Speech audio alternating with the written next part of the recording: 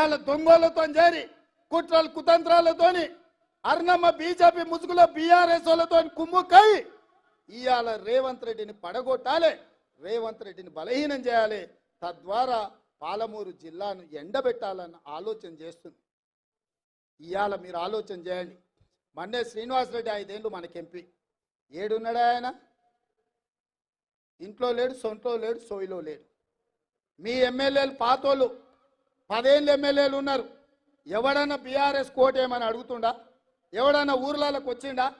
మిమ్మల్ని నమ్ముకొని మీ ఎంబడి ఉండి మీ జెండా మోసి మిమ్మల్ని ఎమ్మెల్యేలు చేస్తే ఇవాళ గ్రామాలల్లో బీఆర్ఎస్ కార్యకర్తలు బీజేపీలకు అమ్మేసి వాళ్ళ కింద గులాంగిరి చేయండి, తాబేదారులుగా మారండి అని ఒకడు పోయి రాయచూరులో ఉన్నాడు, ఒకడు పోయి హైదరాబాద్లో ఉండు, ఒకడు పోయి ఎన్నో కాంట్రాక్టులు చేసుకుంటారు. ఇవాళ ఏం జరుగుతుందో ఒక్కసారి ఆలోచన చేయండి. గద్వాల బంగ్లా కుమ్ముక్కు రాజకీయాలు ఆనాడు బీజేపీలు బీఆర్ఎస్ కోటేసారు కాంగ్రెస్ పార్టీని సరితమ్మని ఓడించడానికి. ఇవాళ మహబూబ్నగర్ జిల్లాలో బీఆర్ఎస్ వాళ్ళు బీజేపీని గెలిపించడానికి కుమ్ముక్కు రాజకీయాలు చేస్తున్నారు. సోదరులారా ఒక్కసారి ఆలోచన చేయండి. ఇవాళ సిట్టింగ్ ఎంపీ మొన్నటి వరకు 7 వాళ్ళ చేతుల్లో ఎమ్మెల్యేలు ఉండే, ఒక్కడు కూడా ఊర్లలోకి వస్తలేడు, ఒక్కడు కూడా కారుకు ఓటు అడుగుతలేడు. అంటే ఆ పార్టీ చచ్చిందా లేకపోతే వీళ్ళు వదిలేసిందా అని నేను అడుగుతున్నా. మోడీకి తాకట్టు పెట్టిండ్రు.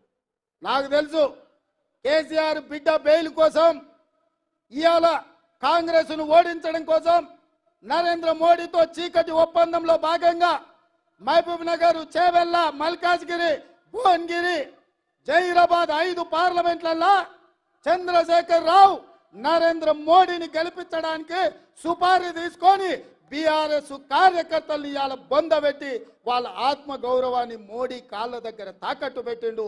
బీఆర్ఎస్ నాయకులారా మీరు ఆలోచన చెయ్యండి. లక్షలాది మంది కార్యకర్తలు ఇతర పార్టీలు జైలుకు పోయినప్పుడు కేసీఆర్కు దుఃఖం లేదు.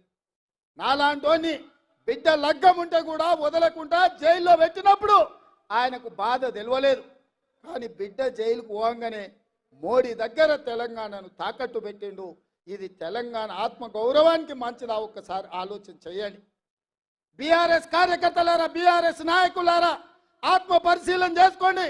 5 నిమిషాలు గుండెల మీద చేసుకొని ప్రశాంతంగా ఆలోచన చేయండి. ఎందుకు చంద్రశేఖర్ రావు ఇవాళ మీ పార్టీని తీసుకెళ్లి మోడీకి బీజేపీకి తాకట్టు పెట్టిండు? ఇవాళ మహబూబ్ నగర్లో ఎందుకు బీఆర్ఎస్ వాళ్ళను బీజేపీకి ఓట్లు వేయమంటుడు? ఇవాళ చేవెళ్లలో బీఆర్ఎస్ నాయకులను బీజేపీలకు లొంగిపోమ్మంటుండు. మల్కాజ్గిరిలో మీ ఓట్లు బదిలీ చేయండి అని చెప్తున్నాడు. భువనగిరిలో ఎందుకు చెప్తుండు? జహీరాబాద్లో ఎందుకు చెప్తుండు? ఎందుకంటే ఈ 5 సీట్లు మొత్తం 14లో ఈ 5 సీట్లు మనం గ్యారెంటీగా గెలుస్తాం. ఈ అన్నిటిని దెబ్బతీస్తే రేవంత్ రెడ్డిని దెబ్బతీయొచ్చు అని ఒక ఆలోచన చేస్తున్నాడు. నా మీద కోపం ఉంటే నా మీద చూపియండి, చేతనైతే నాతో కొట్లాడు. మీరు మొగోళ్ళు అయితే మా కార్యకర్తలతో కొట్లాడండి. రండి గ్రామాలకు అడగండి ఓట్లు. మేము తప్పులు చేస్తే ప్రజలకు చెప్పండి. 100 రోజుల్లో నన్ను గద్దె దించమంటుండు కేసీఆర్, కానీ 10 ఏళ్ళు గద్దె మీద ఉన్న మోడీని ఎందుకు గద్దె దించమంటలేడు? మిత్రులారా మీరు ఆలోచన చేయండి. 100 రోజుల్లో నేను ఇన్ని పనులు చేసిన, ఇంకా చేయాలి.